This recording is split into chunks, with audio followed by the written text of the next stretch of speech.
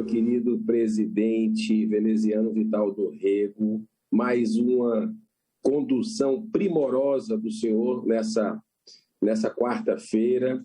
Eu queria dizer que estou aqui no Rio Grande do Norte, na terra dos nossos colegas Stevenson Valentim, que me recepcionou aqui, na terra de Jean Paul Prats, da nossa querida Zenaide também. Vim para participar de uma audiência importantíssima na Assembleia Legislativa do Rio Grande do Norte, na CPI que eles fizeram aqui, com muita coragem, e totalmente diferente da CPI que eu participo como titular.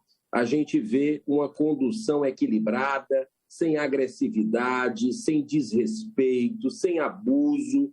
E hoje nós tivemos o Carlos Gabas. Hoje, o diretor executivo Carlos Gabas, do Consórcio Nordeste, foi convidado para prestar esclarecimentos, entrou mudo e saiu calado, para surpresa do povo potiguar, que ficou muito feio, porque a gente não consegue abrir essa caixa do Consórcio Nordeste. Mas nós vamos continuar insistindo, porque o bem e a verdade, elas prevalecerão, eu não tenho a menor dúvida disso. Eu queria fazer um pronunciamento hoje, senhor presidente, sobre um relatório que eu vou fazer independente dentro da CPI. A gente sabe que vai ter o relatório dos oposicionistas, assim como o relatório dos governistas. E eu vou caminhar com a independência que tenho no mandato, de tudo que eu ouvi e pude ver na CPI, o que deixaram a gente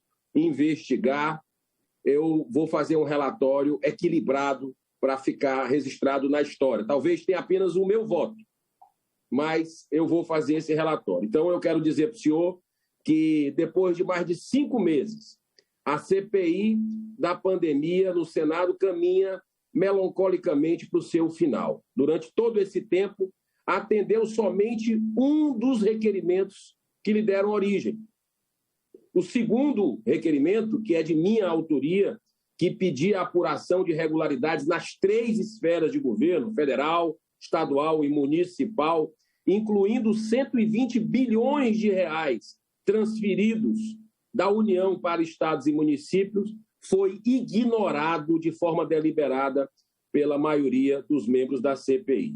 Mesmo com os gravíssimos escândalos evidenciados por mais de 130 operações da Polícia Federal e da CGU, com o uso de verbas federais, a maioria preferiu pela blindagem escancarada de poderosos de estados e municípios. Seu único objetivo, explicitado desde o início, é desgastar apenas um ente federado, no caso o governo federal, com interesses notoriamente eleitoreiros. Desde o início, dentre as narrativas construídas, foi grande o esforço em criminalizar um tratamento preventivo, precoce ou imediato, sob a orientação médica, com a autonomia dos médicos do Brasil. Depois de muito autoritarismo, parcialidade, nós vimos que, na véspera, a CPI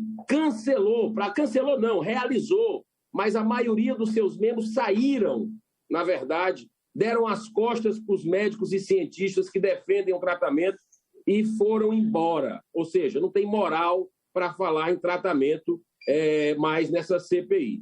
Preferiram empregar várias sessões para perseguir e destruir reputações de técnicos, empresários, médicos, apenas porque se opunham às narrativas dessa CPI. Ou seja, negaram o contraditório, que é um princípio basilar da justiça.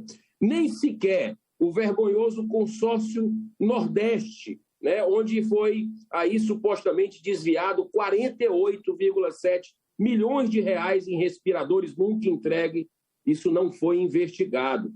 Mesmo com documentos provando o uso de verba federal, foi negada a vinda do próprio coordenador, o diretor executivo, Carlos Gabas, que hoje esteve aqui no Rio Grande do Norte, mas foi negada a ida dele ao Senado, que ele que é ex-ministro do governo Dilma.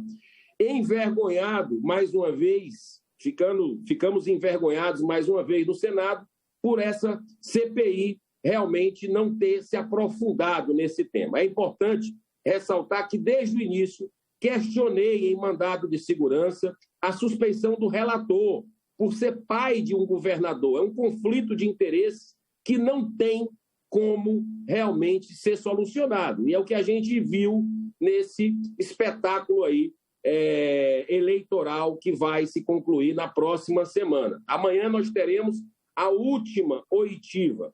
E eu quero dizer que o meu relatório vai apontar os caminhos para se obter toda a verdade, o que eu espero conseguir numa CPMI, porque essa, no meu ponto de vista, respeito quem pensa diferente, ela não conseguiu os objetivos esperados pela população brasileira, que onde a gente vai quer saber toda a verdade entre governo federal, estados e municípios que receberam bilhões para o enfrentamento dessa pandemia. Muito obrigado, senhor presidente.